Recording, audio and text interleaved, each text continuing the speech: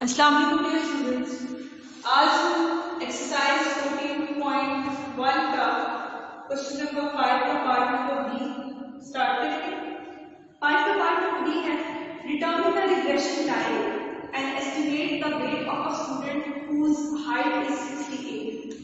तो बच्चों हमें क्या फाइंड करना है? हमें रिग्रेशन लाइन फाइंड करनी है। इसके अलावा weight of a student whose height को क्वेश्चन में रिप्रेजेंट किया x से, हमने फाइंड की है height at x equal to 68। ठीक है बच्चों, हाइट उसने x से रिप्रेजेंट किया, वेट उसने y से रिप्रेजेंट किया। तो सबसे पहले हम बच्चों सोल्यूशन में वैल्यूज को लिखते हैं। कॉलम हमारे पास x का और y का दोनों के गिवन है, इसको लिखते हैं। जगह कम है थोड़ा सा ऊपर कर लेते हैं। ठीक है बच्चों, x को कलर ड्रॉ किया है, इसकी वैल्यू है 72, 66, 67, 69, 74, 61, 66, 62, 70 एंड 63। इसी तरह बच्चों y का बुक में भी ड्रॉ किया गया है 178, 141, 158, 165, 180, 133, 159, 140, 160 एंड 136। ये बुक पे है। इसके बाद जो आपने एक्स्ट्रा कॉलम ड्रॉ करना है वो ड्रॉ करना है एक्स वाई। इसको ड्रॉ करते हैं।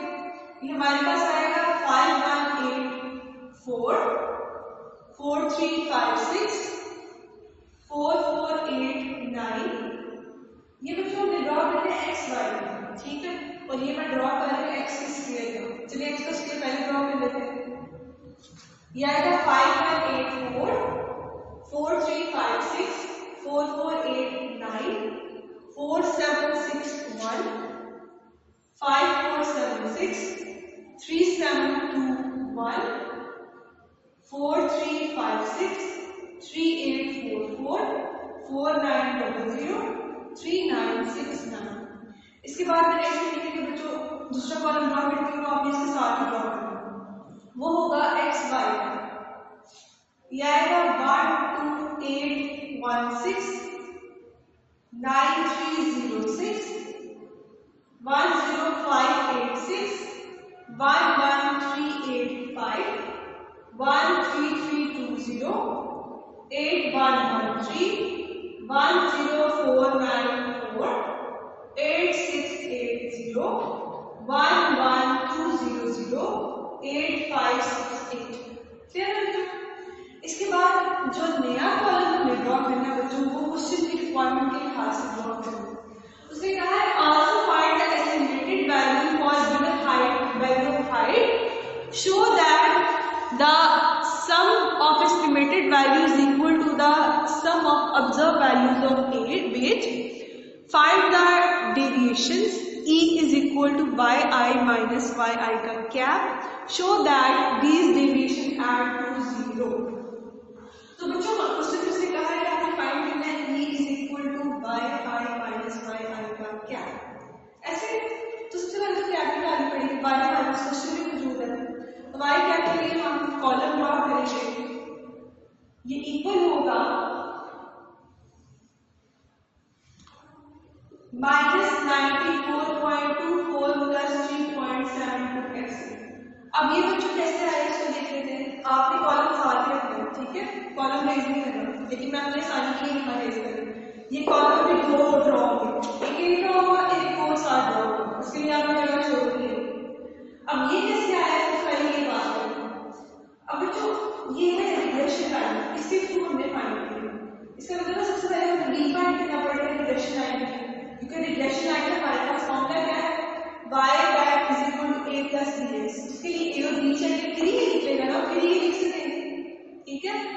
तो b का फॉर्मूला हम पुट करते हैं।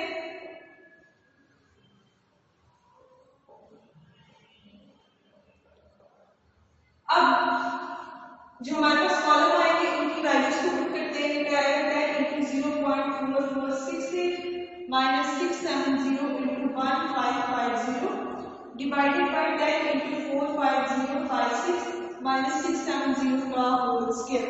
तो आपके पास आंसर आ जाएगा 3.7। ये जो वैल्यू है डी, यहाँ पुट करेंगे तो ये आ जाएगा डी। क्लियर? या आपने करना है बी का मतलब। इसके बाद फाइंड करते हैं हम ए की वैल्यू, ये ए की वैल्यू आई कैसे है, ठीक है। उसके लिए फॉर्मूला पुट करेंगे हम ए का फॉर्मूला है हमारे पास summation y minus b summation x divided by n। Values को पुट करते हैं तो ये हमारे पास जो आ जाएगा -94.24, ये वाली यहाँ पे पुट करेंगे तो बेसिकली यहाँ पे ये पुट होगा। तो बेस्ट डिजिट लाइन कैसे निकालेंगे, ये आएगा a प्लस बी एक्स, ए की वैल्यू आ जाएगी -94.24 और बी की वैल्यू 3.72x। क्लियर है बच्चों? इसके जरिए मैं ये कॉलम ड्रॉ करूँ तो ये आपने लिखना है लिखा होगा, लेकिन इन कॉलम्स को ड्रॉ करने के बाद लिखना है, ठीक है। ये एक कॉलम ड्रॉ होगा, इस कॉलम में वैल्यू इस तरह लिखेंगे हम कि जो x की वैल्यूज आई होगी ना उसको यहाँ बारी बारी पुट करते जाएंगे और y का कॉलम ड्रॉ करते जाएंगे। तो ये जो वैल्यूज हमारे पास ऑलरेडी मौजूद है, x की वैल्यू को इसमें दी है, तो मैं एक पुट करके बता देती हूँ कि कॉलम किस तरह ड्रॉ होगा।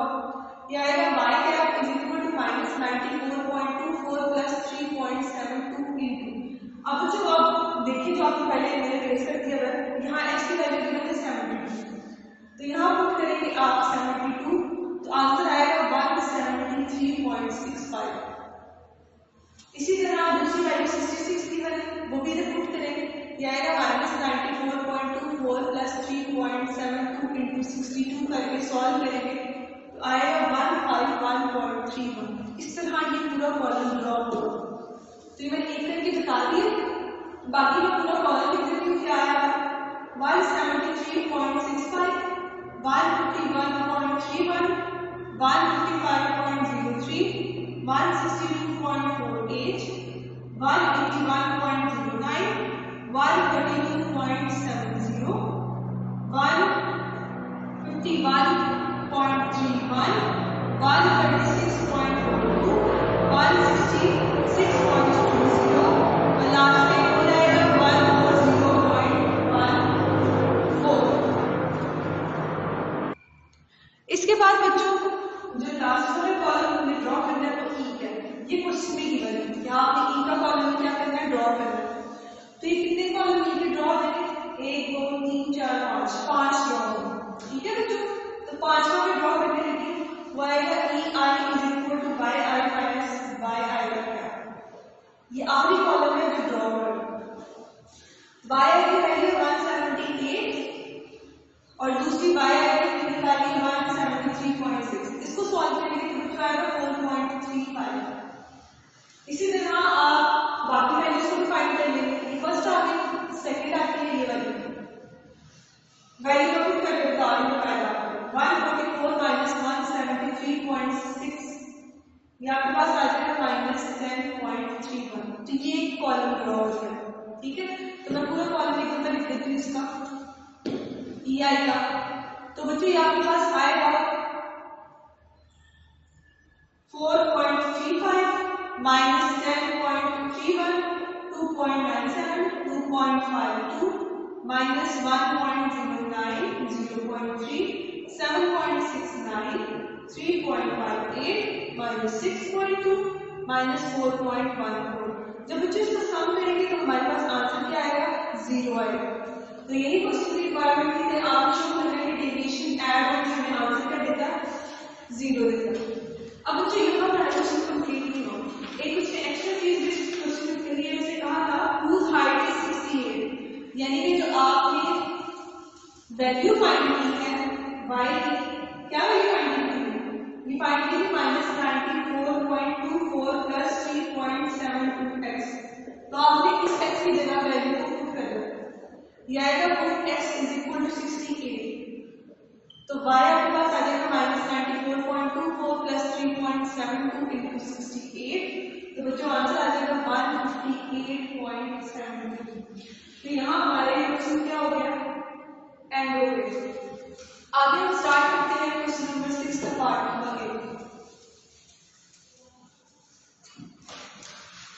क्वेश्चन थोड़े से लेंथी लेकिन बहुत ज्यादा आसान है। क्वेश्चन नंबर 6 का पार्ट नंबर 8 बच्चों लिखा है 4 identical money boxes contain different numbers of particular type of coin and no coin of other types. The information on the obtained weights are given below. बच्चों x और y में हमारे पास क्या है, वैल्यूज गिवन है. क्या फाइंड करना है? Estimate the regression line of y and x. Regression line का फॉर्मूला बच्चों आपको ऑलरेडी पता है कि रिग्रेशन लाइन का फॉर्मूला हम कैसे फाइंड करते हैं.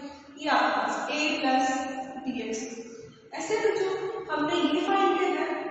इसके लिए हमने a बहुत आगे लेक्चर में निकाला, b भी हमने निकाला. इससे आपको फाइंड करेंगे. ठीक है.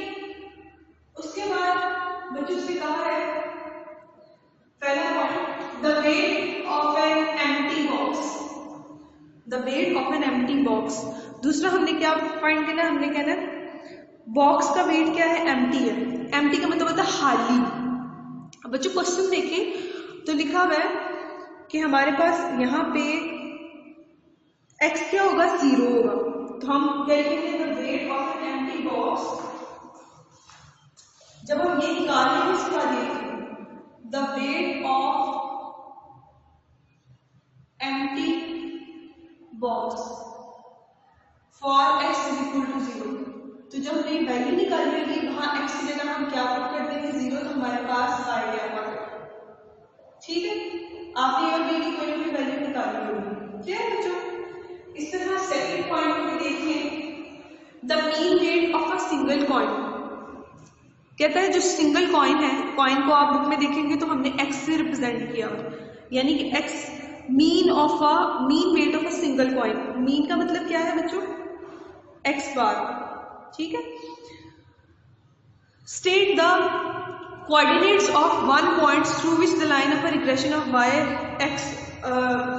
Upon x must pass. तो बच्चों इसके लिए आप लिखेंगे, ये लिखे मैं जैसे लिखी आंसर. सेकेंड आएगा हमारे पास मीन वेट ऑफ